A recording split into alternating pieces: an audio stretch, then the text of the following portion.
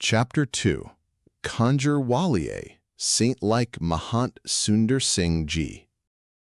It was in 1910 that I had an irresistible call from my beloved Gurumukhs, Sri Babu Mal Singh Ji and Bhai Pyar Singh Ji. Accompanied by Akhand Paths and Akhand Kirtan Jala, I landed at Ambala Kant. We had a prolonged session of Akhand Paths and Akhand Kirtans. In the Army Rasana number 18, Bhai Sunder Singh Ji was employed as grantee. He was in his early youth with small, uniform growth of beard on his round, healthy face. Attracted spiritually by the Jatha program, he was always seen along with another youthful Veer Arjan Singh, who became well-known later as Buri Wale Sant, following the Nam Embed Jatha in a love-formed state. He was highly strong with spiritual yearnings, and his sleep had evaded him day and night. Such was the piercing of arrows of spiritual love. He had only one strong desire, that he should get baptized by the Gurumukh's Jatha at the earliest, so as to get similarly imbued with Nam. Well-versed in Gurmat tradition, Sri Bhai Pyare Singh Ji, who has presently left for heavenly abode, approached me with the request to include Granthi Sunder Singh Ji among the Pathshala. He explained that Bhai Sunder Singh Ji's recitation was fluent and faultless. In turn, I lovingly explained that this Veer is as yet a candidate for baptization, still in search of Nam nectar. How could he become a Pathi when he is still unbaptized? This would be against the tradition of the Jatha. I realized that Bhai Pyare Singh Ji was very keen to listen path from the Granthi, and therefore assured that his desire would soon be fulfilled once Bhai Sunder Singh Ji is baptized Singh. His love yearnings are still ascending, so let these rise up fully. Hearing this, Sri Bhai Pyare Singh Ji had nothing more to say. Sitting nearby, Bhai Sunder Singh was listening to the above conversation. With folded hands, he humbly submitted, "Truly, I am not yet competent to become a Pathi of this Jatha. I am still a beggar at their door. I have listened to many Akhand Paths and participated in many. I could recite with great fluency. However, the bliss I am enjoying is listening to the Akhand Path as I Jatha. I have not experienced before. Every Pathi recites Gurbani as if shooting arrows that pierce hearts. This has changed the course of Bhai Sahib Bhai Rahim Singh Ji. My dry life. It appears as if I am soon going to be reborn with the essence of Gurmat nectarian life. Bhai Sunder Singh Granthi had the insight to evaluate the pure Gurmat principles of the Jatha and firmly decided to join it. After a few Akhand Paths, it was his turn to get baptized. Baptism ceremony was part of every Akhand Path, and the Jatha was frequent visitor to Ambala Kant. Once the decision was made known for Granthi Bhai Sunder Singh to get baptized, he adopted the discipline of Sar Bol, use of pure iron utensils in advance. He was selected among the candidates for baptism. His joy knew no bounds. He had prepared his inner self to be imbued with Nam dye.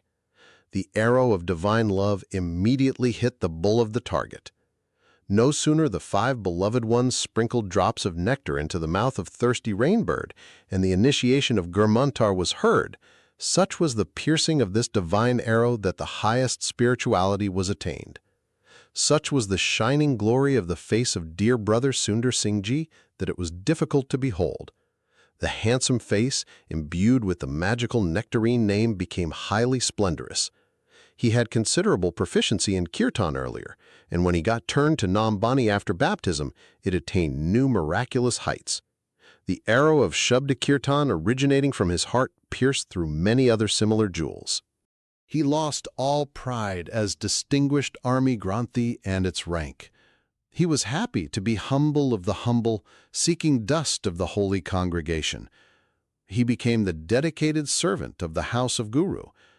His dedication to service was such that he lost ego of being Bahaji as army Granthi. He was ever intoxicated with Nam nectar, unaffected by his surroundings. He was engrossed in the enjoyment of celestial bliss. He forgot all about eating and drinking needs and neglected dressing up as a well-grounded Babaji. He wore only the dress of a Gurmukh, that of Kachera, a gray shirt, kirpan with gatra, belt across the body, and the double turban, lower one of saffron color and the top one black woolen. He abandoned the formal dress of Granthi Baba of tight pajama, etc., yet he appeared resplendent and majestic. Today, his recitation of a Kanpath regarding and blissful to the listeners is beyond all praise. The recitation is like raining of fragrant Nam nectar. He is the most fluent Pathi today and yet most clear and flawless to the listeners. His recitation was uplifting and swaying the minds. He recited for hours together without any fatigue with ever-rising pitch. Alongside more. Sangye Sajan, and more glory shone on his face. His divine glow associated with Nam Bani was unbearable for the beholders. The inner recitation of Nam went on with full force, in unison with recitation of Akhand Path. That is how the moon-like face shone with freshness and also kept the listeners fresh and attentive. This was a great, priceless jewel added to the Jatha. Wondrous was his glory. In the Army Rasala number 18, he was thus a high-spirited Akhand Kirtaniya, Akhand Pathi, and one of the baptizing Jatha of Immaculate Nam. Such was the divine blessing. The prevalent spiritual environment at Ambala Cant was so enriched that even the celestial angels would have been yearning for this. The Sikh platoons, rasalas, regiments, and artillery hampered to come together in this cantonment. This must have aroused the envy of even the stars of destiny, because this heavenly bliss was short-lived. With change of historical circumstances, the army formations had to move away to new places of duty. With this, our visits to Ambala Cant also became rarer. The transfers of our army friends ended the gatherings of lovelorn spiritual seekers. We accepted the coming events as the divine will.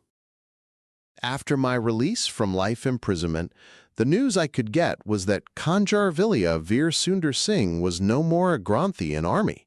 He was now a Mahant of a Nirmala sect at village Logar near Raikot.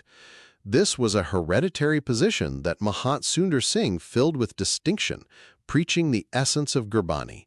From Logar, he moved his base to the village Lohat Vadi. It became a center for holy congregations with people joining from far and near. The environment of spirituality and rich feast of necessitation bliss started attracting true lovers of divine. The annual special gatherings included the baptizing ceremonies. Many were the beneficiary souls. With my return to village Naringwal, there was continuous flow of countless holy ones joining in holy congregations. That is the time that Veer Bhai Sunder Singh headed an impressive Kirtani Jatha from Lohat Vadi. He had the same personality of peaceful splendor, which I had known, with a glowing face and black beard, like a cloud around the moon. However, his body was not athletic, but he had developed a punch. We met as old friends after long separation, holding each other in tight embrace and separated yet again. I still remember parting. Bhai Sahib Bhai Sunder Singh Ji. Words of Sri beloved Veer Bhai Sunder Singh Ji. He said, "This is blissfulness of fleeting times. The next meeting shall await the destiny." He returned to Lohit Vadi.